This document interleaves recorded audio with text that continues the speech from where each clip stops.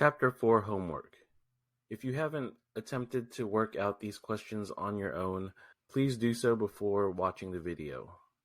It'll help you learn the concepts a lot better if you attempt it on your own before watching the solutions. Question 1. In this question, we're dealing with a special order and whether or not we should take on the special order. It says that Alpina Corporation manufactures cases for smartphones and tablets. It gives us the materials, labor, variable overhead, and fixed overhead costs for each unit. So if we produce 150,000 units per year, per unit cost would be $22.80. It says that Decatur Devices wants to buy 3,000 cases and wants to pay $17.50 per case. Alpina usually sells their cases for $25, so Decatur is asking for quite a big discount, $7.50 discount per case. Not only do they want a wholesale discount, but Decatur also wants these cases to be embossed. The embossing will cost an additional $2.70 per case, and this cost will be a labor cost. Materials will be the same.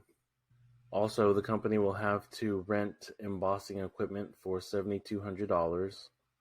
And it also says that Alpina has the capacity to produce 180,000 units per year without increasing fixed overhead. And since we regularly produce 150,000 units, adding 3,000 cases won't cause us to increase our fixed overhead. So we have to do a comparison to see what our profit and loss statement will look like if we don't do the special order versus if we do the special order. And then we have to make a recommendation regarding whether or not to take the special order. And Part C wants us to determine the absolute minimum quantity of cases we would need to make in the special order to make it profitable. So let's start crunching the numbers. I'm going to use Excel because it's a good tool when you have a complicated problem with many aspects, so we can keep track of all of the items and calculations a lot easier. And we can reproduce those calculations pretty easily as well. So I'm going to take this table and plug it into Excel. So first we'll do column number 1, which is the status quo. Status quo, we are producing 150,000 units. And so that does not include the special order of 3,000 units. That'll be in our alternative position. So the fact pattern tells us that the sales price per case is $25. So I'm going to put equals 25 multiplied by the number of units. To see the formulas in Excel, what you can do is click on Control and the tilde sign, which is the wavy sign above the tab button on your keyboard, and then it shows you the formulas that you used in Excel. Next is materials. It costs $7.20 in materials per case. So we take 720, multiply that by the number of units that we make. Labor cost is $2.80. So we do equals 2.8 times the sell with the number of units. Variable overhead is 80 cents. So our total variable cost, we're going to use the auto sum function, which is this symbol that looks kind of like an E, and it selected the 3 cells right above the total variable cost cell. And so we get 1,620,000. Our contribution margin, we know from the prior chapters that the formula is sales revenue minus total variable cost. So we do equals sales revenue minus total variable cost. So on my Excel spreadsheet, it's B4 minus B9. And then we have to put in fixed costs. Remember that fixed costs are given to us in the total amount and also in the per unit amount in this case. The per unit amount depends on how many units that we produce. And in our calculations, we need to know the total amount. So that's the amount that we're going to enter here, 1,800,000. And so our operating profit is going to be our contribution margin minus our fixed costs. So for my spreadsheet, it's B10 minus B11. And that gives us $330,000 in profit. Now let's work on the second column. Remember that this column represents us creating the 150,000 units that we usually create plus an additional 3,000 units.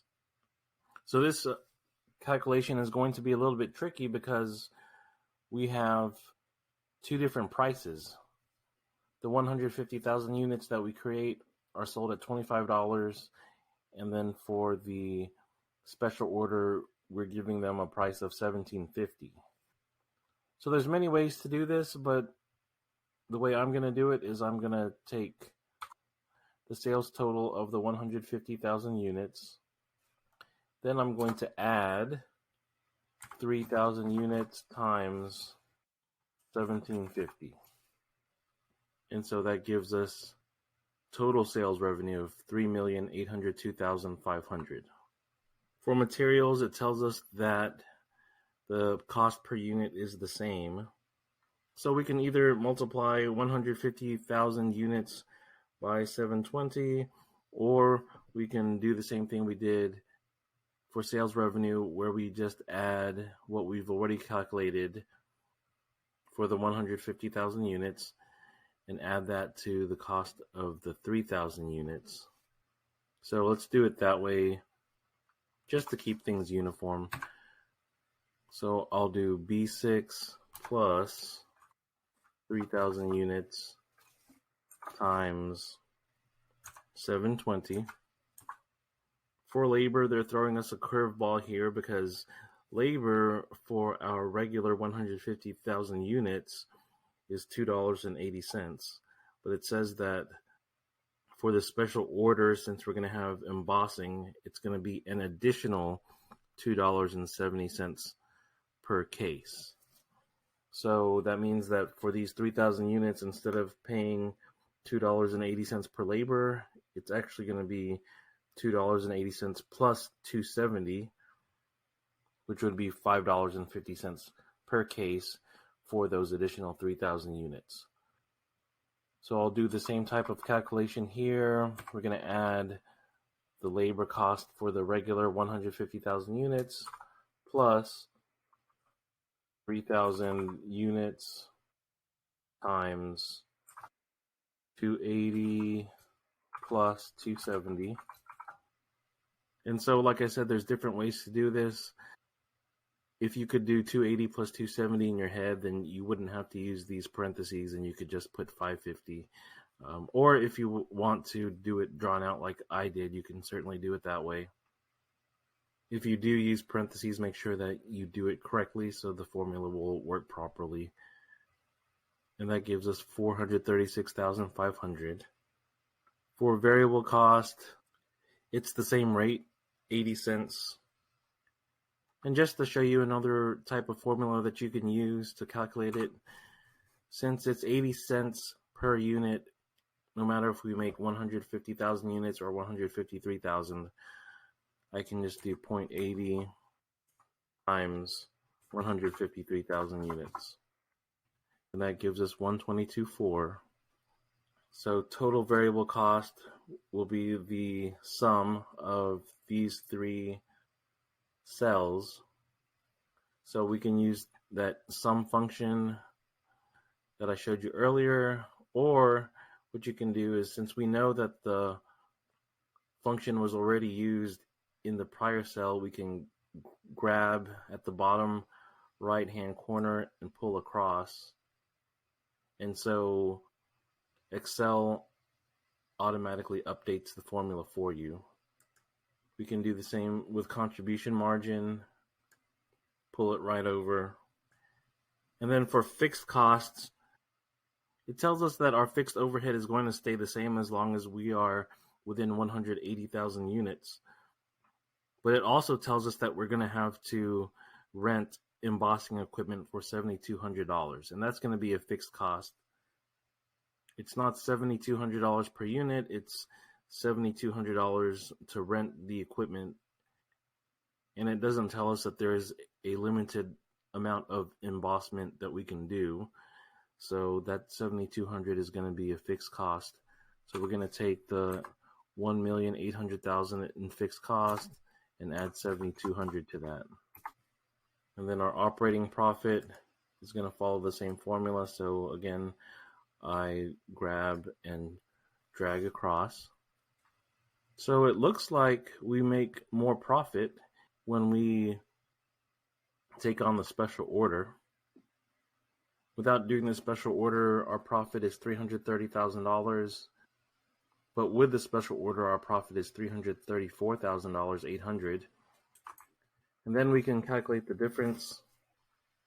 So here we'll do column C minus the figures in column B. And we can drag down and clean up our column a little bit. So all of the numbers are higher. We have higher sales revenue when we take on the special order, of course. Materials is going to be a little bit higher, labor, variable overhead, variable cost, contribution margin, fixed cost, and operating profit. So now all we have to do is take these numbers and plug it into McGraw-Hill. One thing to notice is that we calculated the numbers with the appropriate number of digits. For McGraw-Hill Connect, for this problem, it's asking us to answer in thousands. So instead of putting 5,400,400, we're going to put 5,400.4. So we're just moving the decimal over 3 places. So keep that in mind when you enter these figures into the table. Then in the last column, we're going to enter if it's higher or lower. And as we observed, all of the amounts are going to be higher. So I'll let you enter those numbers in on your own. For part B, it asks about whether we recommend that Alpina accept the order or not. So in theory, we should accept the order. If you've taken a finance class and you've learned about CAPM, Capital Asset Pricing Model, there's a concept that if you can get even $1 in profit, if you're comparing 2 different investments and one investment is even $1 higher in profit than the other investment, then of course you would take the investment with a higher profit. And that's the same concept here. In real life, you would have other considerations, like probably if you have a special order, then you might have to rearrange certain machinery in your factory, or the owner might have to work a little bit extra overtime, and there's going to be additional wear and tear on the equipment. So those are all considerations. Another consideration is perhaps this company who's requesting a special order, maybe if it's just a one-time order and they don't expect to ever do business with this company again, they might tend to not want to do the special order. But if the company is, let's say, a school, and they're going to buy these tablet cases year after year, then that's a consideration the other way, that you might want to go ahead and do the special order. Also, there's a consideration to be made regarding the price drop. Some businesses love competing on price, but most don't. If you're familiar with fast food restaurants, you'll see that companies such as McDonald's and Burger King, they love giving out coupons. There's so many coupons available on their apps. And also Burger King prints a lot of coupons. Whereas other restaurants like Whataburger or Raising Cane's, they almost never have coupons. And so it's a different strategy. And so when a company like Alpina, they're trying to determine whether or not to drop the price, it has to fit into their overall strategy. So for Part B, we're going to recommend that Alpina accept the order because we're just considering profit. But again, in the real world, we're going to have a lot more considerations to make. For Part C, it wants us to determine the minimum quantity of cases that we would need to make in order to make the special order worthwhile, so we're not losing money on the special order. So this goes back to our break-even analysis that we did in a prior chapter. So if you recall, for break-even analysis, we take the contribution margin per unit, and then we need to figure out how many units we need to sell so that contribution margin will cover any fixed costs. So in this case, for the special order, our sales price is $17.50. We have materials of $7.20, labor of $2.80. But remember, there's additional labor for the embossing for the special order, which is $2.70. We have variable overhead is 80 cents. So our total variable cost is $13.50. Our contribution margin is our sales price minus our total variable cost, which is $4. So for the special order items, we make $4 in contribution margin per unit. But remember, we have an additional fixed cost of $7,200 for the special embossing machine. So the number of units needed to break even would be the fixed costs, the additional fixed cost of $7,200 divided by the contribution margin per unit, and that gives us 1,800 units. So since the special order is for 3,000 units, we know that we are in the clear, but it's good information to know because in the real world, things can change. So perhaps they decide that they really don't want 3,000 units. They only want 2,000. Maybe they only want 1,500. Well, now you know how far down you can go before you'd be losing money on the special order. So that's the end of question 1. Question number 2. Whitmore Glassware is a manufacturer of drinking glasses and mugs. We want to sell a 16-ounce mug with college logos. They believe they can sell the mugs for $26, and they want to produce it if they could make a profit of at least 30% of costs.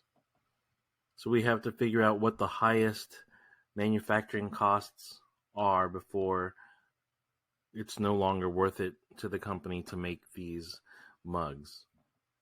So this is a more realistic question because in the prior question, remember that we had to give a recommendation as to whether or not to accept a special order, and we discussed that there's a lot of considerations to be made, whereas in finance, if you even make $1 extra, the recommendation is to go with that investment that'll make you that extra dollar. In reality, companies like this are going to have a minimum profit percentage that they're trying to attain. And actually, we all do a version of this analysis whenever we're looking for jobs. A lot of times we have to consider the distance of the job, the price of gas, perhaps daycare expenses for our kids, and only if the job pays us a certain amount so we can cover our expenses and make a certain percentage above and beyond that, then we'd consider taking the job. And so it's the same type of analysis with this business where they're creating drinking glasses and mugs. And to make the effort of creating a specialized type of mug, in this case, a mug with college logos on it, they're going to want a certain level of profit. So the word problem looks complicated, but we should be able to convert this word problem into some sort of equation. So we know that profit equals the price of the item minus costs. And in this case, we know that profit needs to be 30% of costs. We actually want profit to be higher than 30% of costs, but what we can do is calculate what overall costs need to be in order to have exactly 30% of cost as our profit. And then if we can reduce cost even more in real life, then we'll be making more than our 30% cost profit target. So for this situation, we're going to start with these two formulas: profit equals price minus cost, and also that profit equals 30% of cost, which in a math equation form, it would look like 0.3 C. C would be costs. Now we can take our two equations. Remember, lines 2 and 3 are essentially the same equation. And we figure out what the unknown variable is. So we're going to try to figure out C. So profit is the same as 0.3 C. So we're going to rewrite the first equation as, instead of profit equals price minus cost, we're going to say 0.3 C equals price minus cost, which is C. Then we need to get the C's on just one side, so we're going to move over that minus C to the other side. And if you recall from your math classes, that means that you have to add C to both sides. So that'll give us 1.3 C equals price. Now we also know that price is $26, so that means 1.3 C equals 26. So now we divide both sides by 1.3, so it's 1.3 C divided by 1.3, and 26 divided by 1.3, so we get C equals 20. So that means that our cost has to be $20 or less, so that when we sell the mugs for $26, we hit our 30% of cost profit target. So the answer to number 2 is 20. Question number 3. This question gives us a buy or make scenario. The company has to determine whether to buy a product or to make a product. In this question, we're dealing with an audio company, Quorum Audio. They make wireless headphones. They also make a travel case for each pair of headphones. They make their own travel cases. And based on production of 40,000 units, their total cost for each travel case is $42.30. At some point in time, another company, HTG, approaches Quorum and says that they can make their cases for them for $39 each. So Quorum has to decide whether or not to switch. Quorum has determined that if they can save at least $12,000 per year, then it's worth the switch. And an additional consideration is that if HTG creates the cases instead of Quorum, then Quorum will be able to eliminate $76,000 of fixed overhead. So it can be a little bit confusing that fixed overhead can be reduced, because a lot of people say that if the cost is fixed, then there's no way to reduce it. Well, remember from chapter 1, we discussed that a fixed cost is fixed depending on the relevant range of the number of units produced or the number of customers, and also under certain circumstances. So perhaps this $76,000 of fixed overhead might be some sort of manufacturing machine that's used to create the travel cases. And if they stop creating their own travel cases, then they no longer have use for that machine. Maybe they can sell the machine. Maybe there's no more maintenance to be done on the machine. Or maybe they're renting the machine for $76,000 a year, and now they don't have to rent it anymore. So there are a lot of circumstances where a fixed cost can disappear, and this is one of them. So here we have to prepare a schedule that shows the differential costs. So that means that we're going to have costs if we create the cases, and then we're going to have different costs if we don't create the cases. And so we'll do the table at the bottom and then determine whether or not we should continue to create the travel cases or buy them from a third party. So for this, we can create another spreadsheet. The spreadsheet is similar to the table, but the benefit of the spreadsheet is that it can actually do calculations. So we'll set up the spreadsheet just like the table. We'll have a line for HTG's offer, and also a line for materials, another one for labor, variable overhead, fixed overhead, and total costs. We'll have a separate column for the status quo, which is that we keep creating our own cases. And then the alternative is to buy cases from HTG. We'll calculate the differences and determine whether the differences are higher or lower. We'll also add another line for number of units just to make our calculations a little bit easier. So for column 1, if we continue making our own cases, then we're not going to pay HTG anything. So that cell will be 0. For materials, the fact pattern tells us that it's $10 per unit multiplied by the 40,000 units.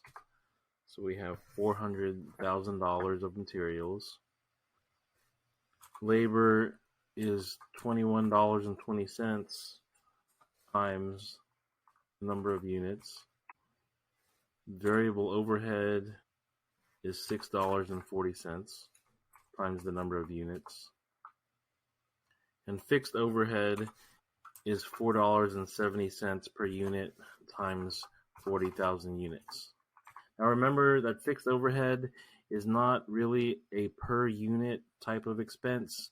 You take fixed overhead and you divide that total number by the number of units that you make. So really the true number is $188,000 of fixed overhead. And since we made 40,000 units, then we divided that total number by 40,000. So our total cost is $1,692,000 if we make our own cases.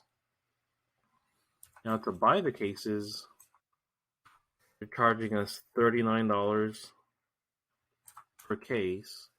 So 39,000 times 40,000 is $1,560,000.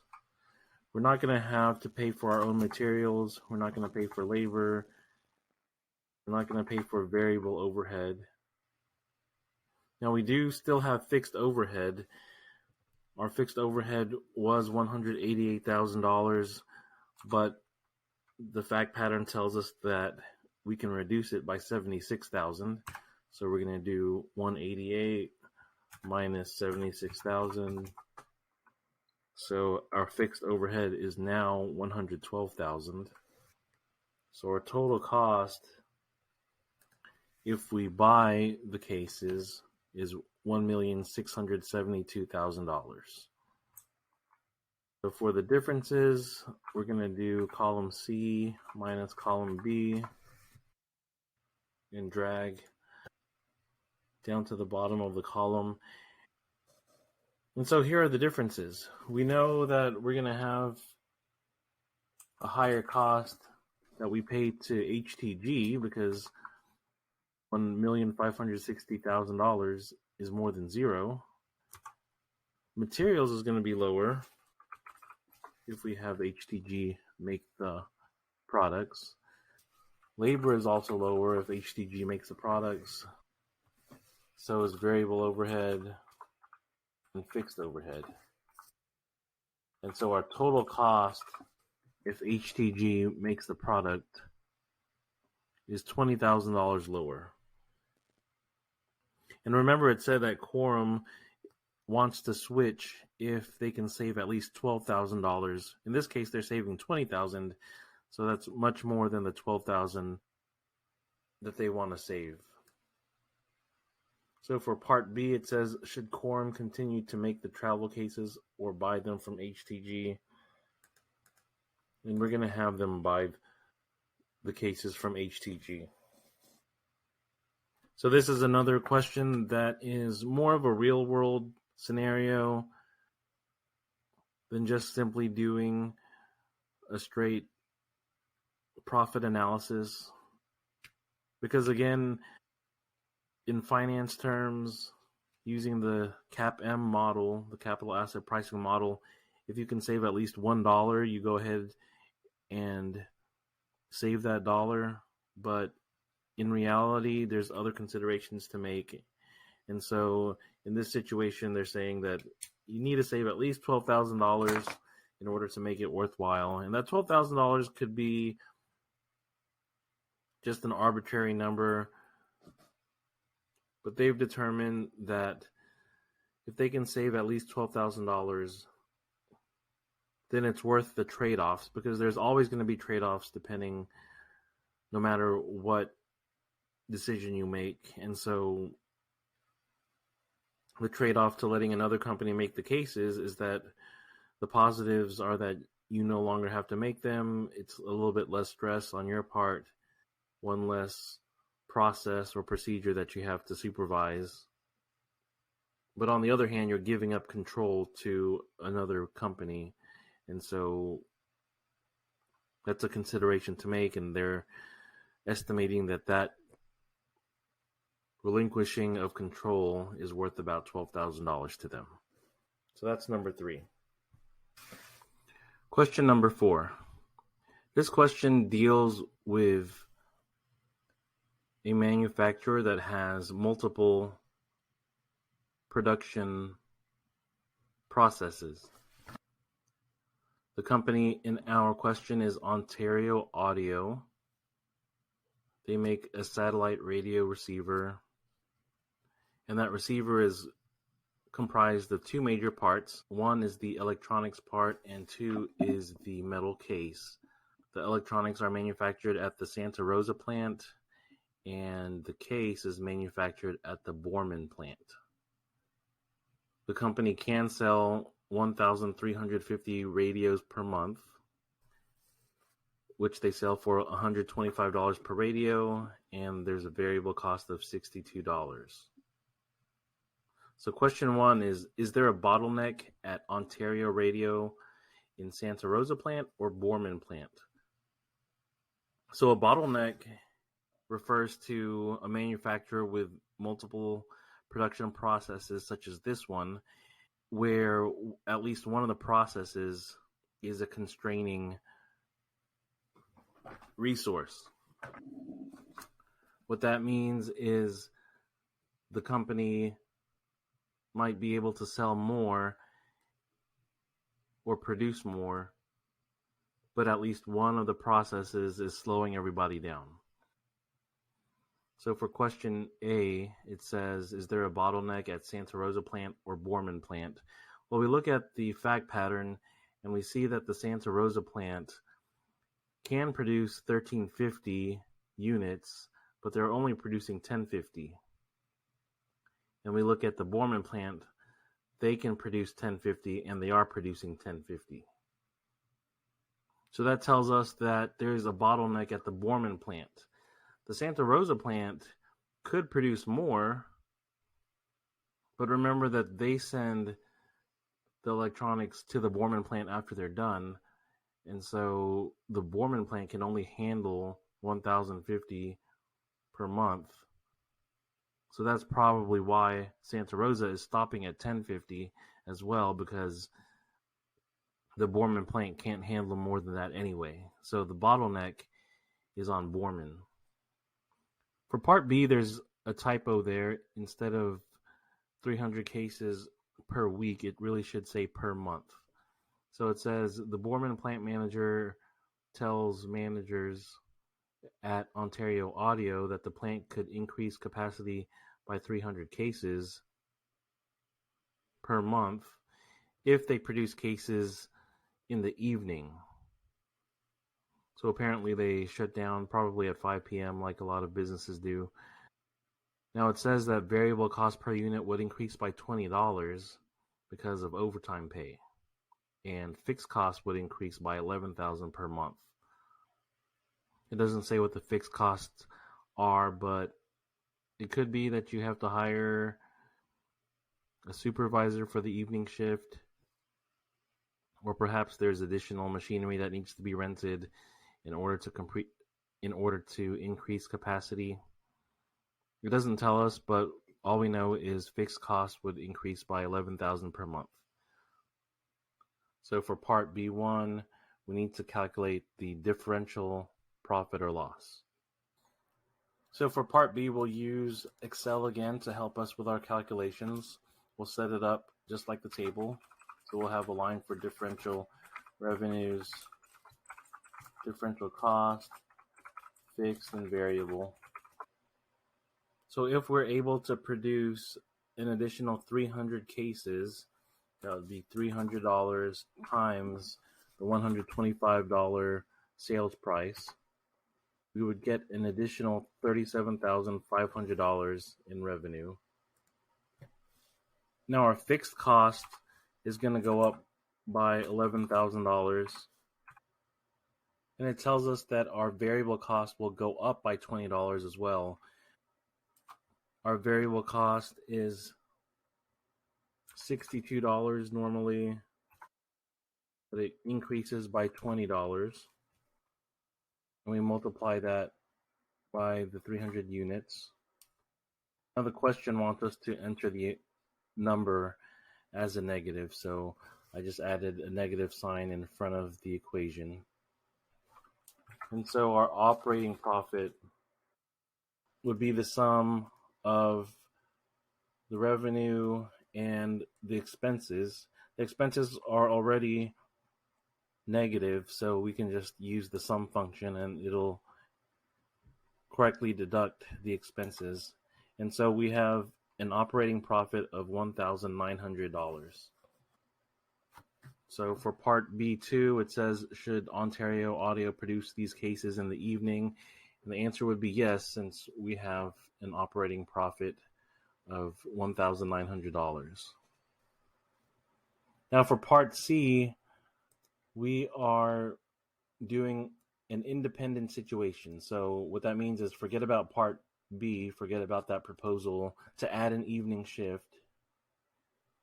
So Part C says that we can add additional equipment and workers, which would increase capacity by 300 cases per month. It doesn't affect the sales price in this scenario either, or the variable cost per unit, but it increased our fixed costs by $21,000 per month. So we can use the same Excel spreadsheet that we have set up. Revenues would be the same. They're still $125 per unit. Instead of fixed costs increasing by $11,000 like it did in B, it's increasing by $21,000. So I'm just going to update this number to $21,000. And then for variable cost, there was no additional $20 for variable cost. It's still the $62 per unit as before. So I'm going to take out that additional $20.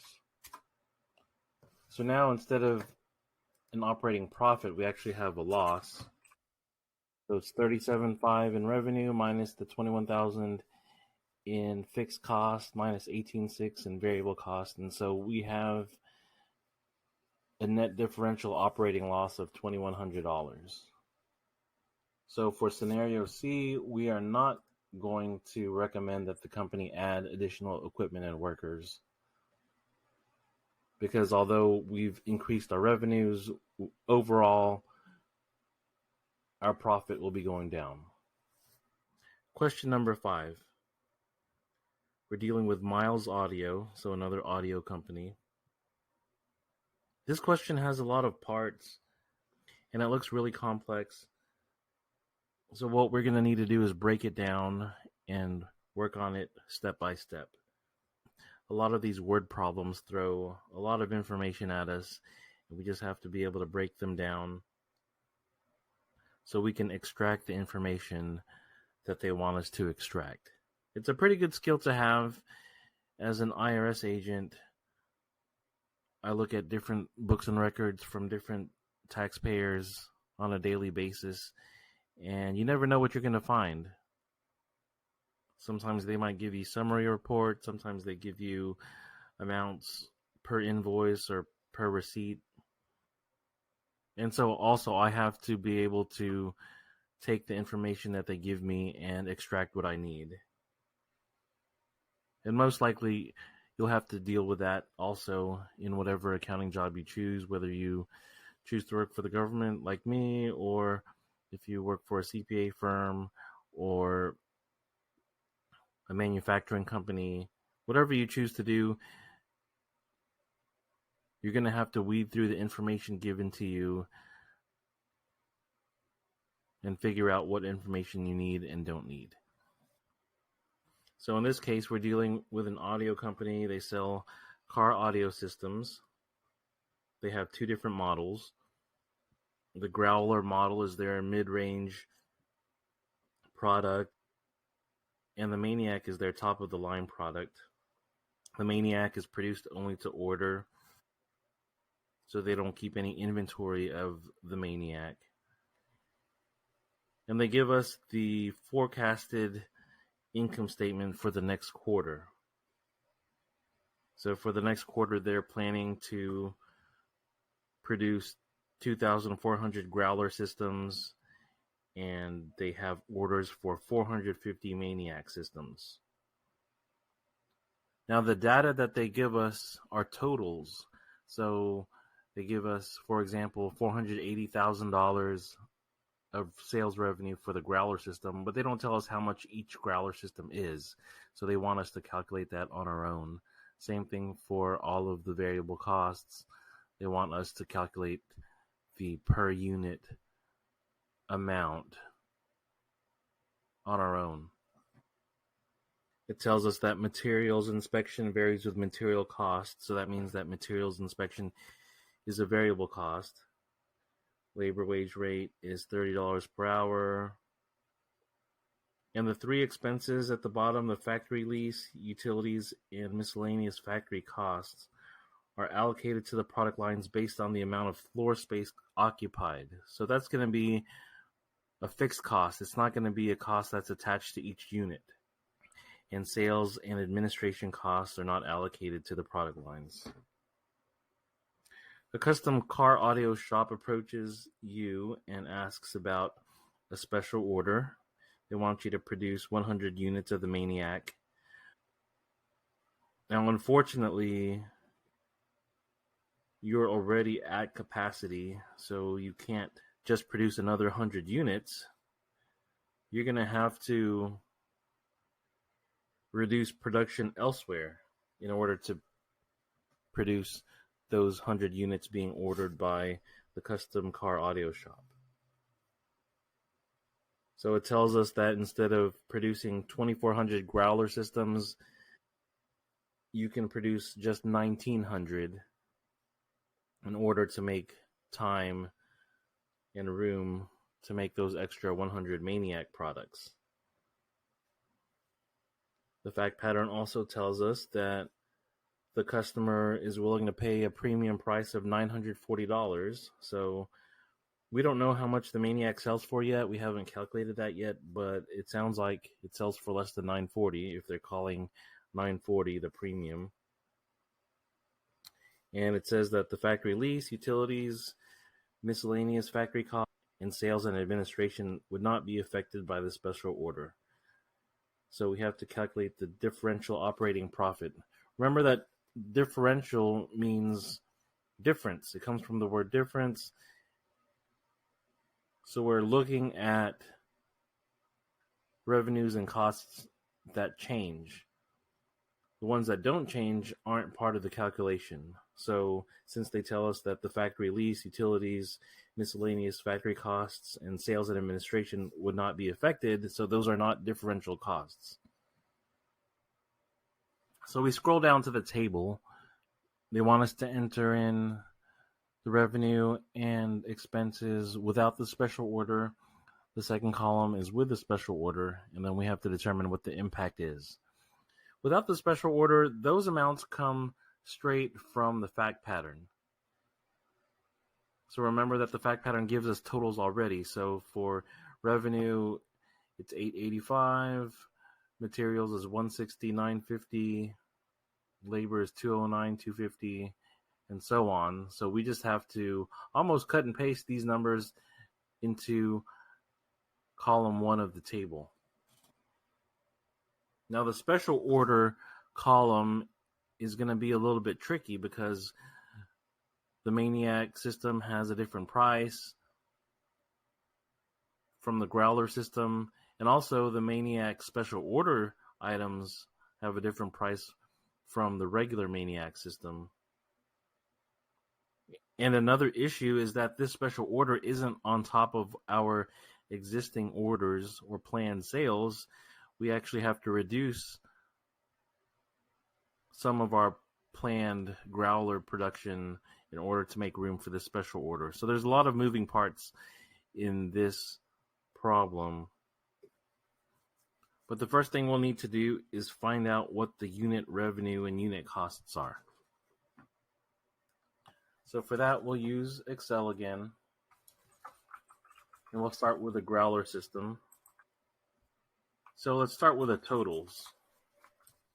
The total revenue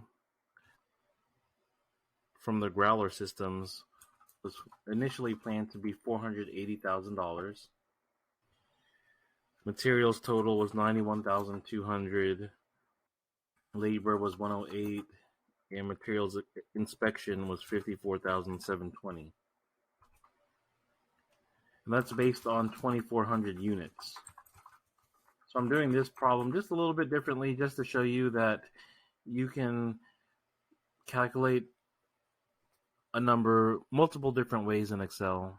And so this is just another way to do it. So I listed my totals here of revenue, materials, labor, and materials inspection. I didn't list the other amounts because, again, those amounts are fixed costs and they're not going to change. So they're not relevant to a differential cost analysis. So I'm going to do column B divided by column C to get my per unit amounts. So for the Growler systems, we sell them for $200 per unit. Materials cost is $38, labor is $45, and materials inspection is $23 per unit. And materials inspection is $22.80 per unit. Now we can copy and paste what we've done and then plug in amounts for the Maniac system. So I'll just scoot this over and paste it here so I don't have to redo my formulas. There weren't a lot of formulas, but if you can save a few extra seconds, it adds up. So here, I'll change this to Maniac, and I'll plug in the Maniac amounts. So revenue was $405, materials is $69,750, labor is $101,250, and materials inspection is $41,850. Instead of 2,400 units, these numbers are based on 450 units. So it shows us here that we sell our Maniac units for $900 per unit. Our materials cost is $155 per unit, labor is $225, and materials inspection is $93. So the Maniac unit sells for quite a bit more than the Growler unit, but the expenses are also a lot more. So now we can start working on the table in Connect. So I'm going to set it up the same way that the table was set up. So for the first column, I'm going to enter the totals given to us in the fact pattern. Revenue is $885. Materials is $169.50. Labor was $209,250. And materials inspection is $96,570. So now we have to calculate the contribution margin. Remember, that's going to be revenue minus all of the variable cost. So we can do B13 on my Excel spreadsheet minus materials minus labor and minus materials inspection. Give us a contribution margin of $418,230. And then we enter in the other costs that aren't going to change: $51,000 for factory lease, $22,600 for utilities, $42,000 for miscellaneous factory costs, and then sales and admin of $142,130. So our profit or loss will be the contribution margin minus all the fixed costs. And that gives us $160,500. And that matches the operating profit that was given to us in the fact pattern. So we know that all of our formulas were correct. Now for the second column, we're going to have to do a lot of sub-calculations. So for revenue, we'll start with the growler units. We know from our calculation that our growler units are $200. We're going to multiply that by 1,900 units because instead of 2,400 units, we're only going to produce 1,900 units so that we have the time and capacity to do the special order. And then we're going to multiply the $900 sales price of our normal Maniac units times 450. Then we're going to add the revenue from our special order, which is $940 per unit times 100. And that gives us $879,000 in revenue. We're going to do a similar calculation for materials.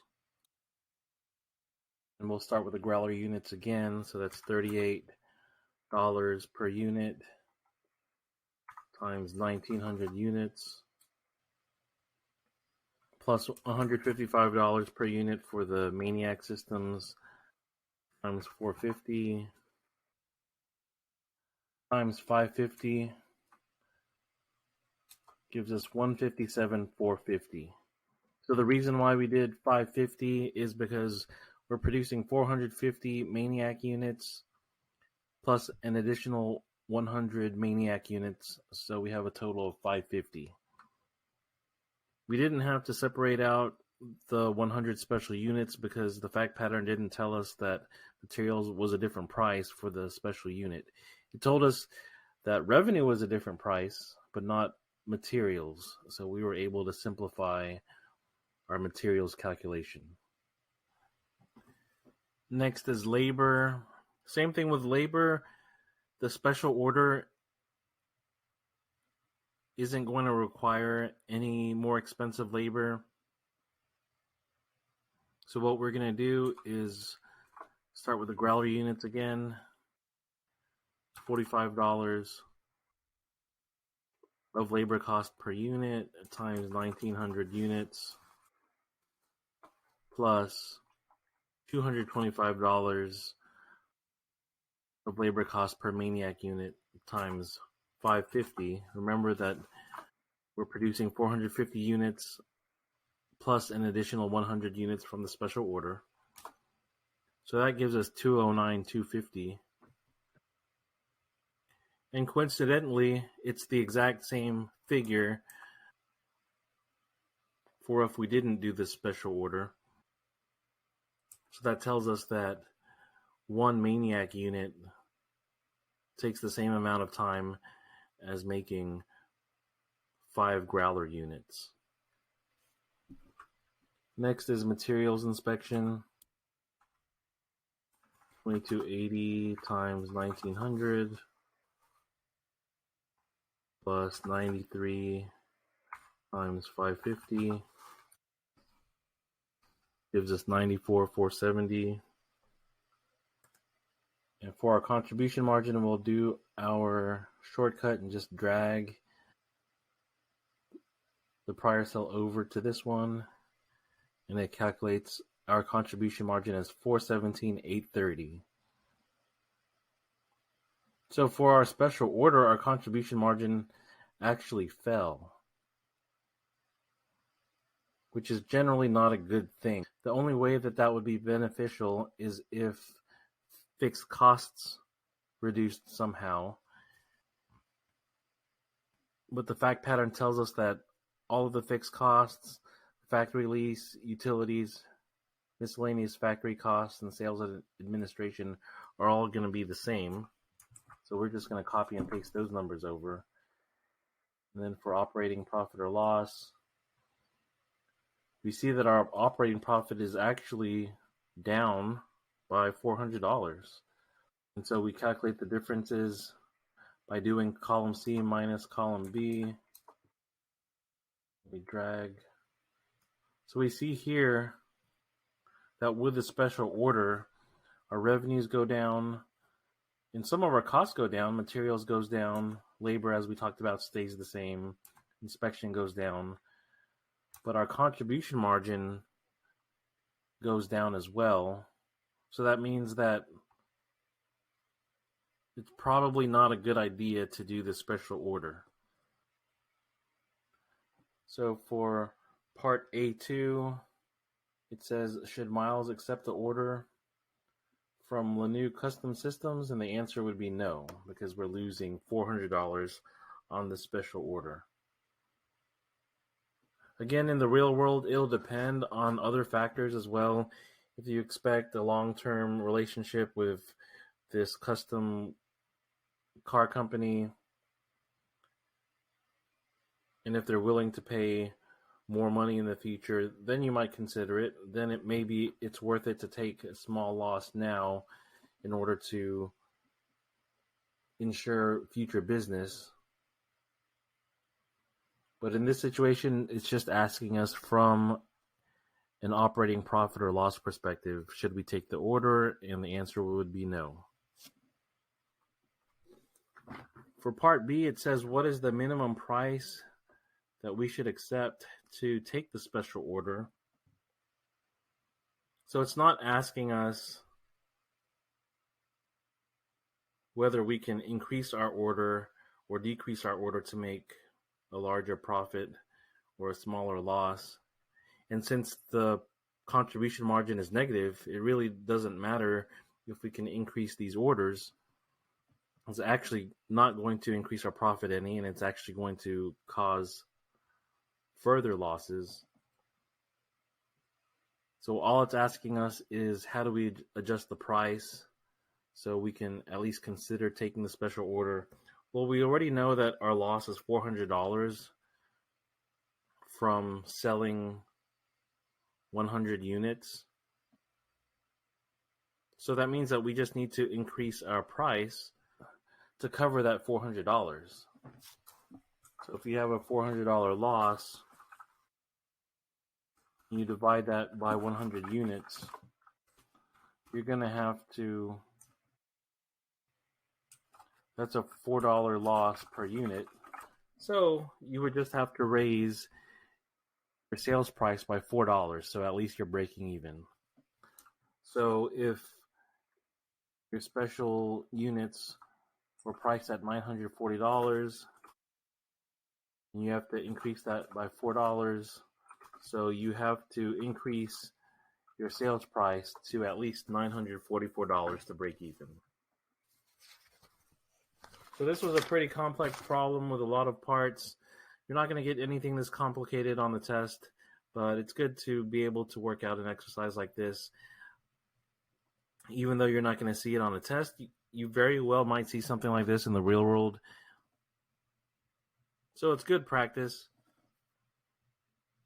Whenever you see a complex problem like this, just take it one step at a time and you can work your way through it. Question number 6. This question is about the optimal product mix that you'd like to have. This manufacturer makes 2 types of headsets, the TI-12 model and the TI-28 model. You have a machine that makes these headsets, and you can run the machine for only 540 hours a month. The most that you can sell per month is 2,000 units of TI-12 and 1,000 units of TI-28.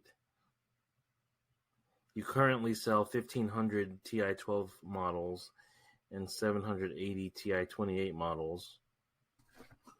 And so we look at the data. It looks like your TI-12 model is your mid-range model. It's $80 a headset, whereas your TI-28 is $290. Your contribution margin for the TI-28 is way higher as well. It's $116 versus just $20 for the TI-12. So it looks like your TI-28 is your more profitable model. But we look down further and we see that the TI-28 takes half an hour to make, which would be 30 minutes, whereas the TI-12 only takes 1/10 of an hour, so that's 6 minutes. So it's not a straightforward analysis. You can't just glance at this and determine that one is better than the other. Since the TI-12, you get less contribution margin per unit, but you can also make 5 times as many TI-12s as you can of the TI-28. So we need to figure out what the optimal production schedule is. So to put it in plain English, which product should we sell more of to maximize our profit for the month? So not only do we have to consider profit margin, but we have to see how many of a unit we can actually sell. So just because you have a product with a high profit margin, if you don't really sell a lot of them, you might not make as much money as a company with lower profit margins, but they sell a ton of it. So for example, let's say you have a bakery like Crumble Cookies, and those cookies I think go for $3.50, something like that per cookie. Versus you can buy a pack of Oreos for $2.50. So one whole pack of Oreos is cheaper than one Crumble cookie. Does that mean that Crumble cookie makes more money than Nabisco? Well, if each company just sold one cookie, then yeah, Crumble cookies would be making more money. But Nabisco sells probably millions of cookies a year, whereas a Crumble cookie location can't sell that many. So we need to figure out which product we need to sell more of to make the best use of our machine. So we have the TI-12 model and the TI-28 model. The contribution margin for the TI-12 is $20, and the contribution margin of the TI-28 is $116. But the TI-12 can be produced in 0.1 hours, whereas it takes the machine 0.5 hours to produce a TI-28. So we're going to divide the contribution margin by the number of hours. And so the TI-12 gets us $200 of contribution margin per hour, and the TI-28 gets us $232 of contribution margin.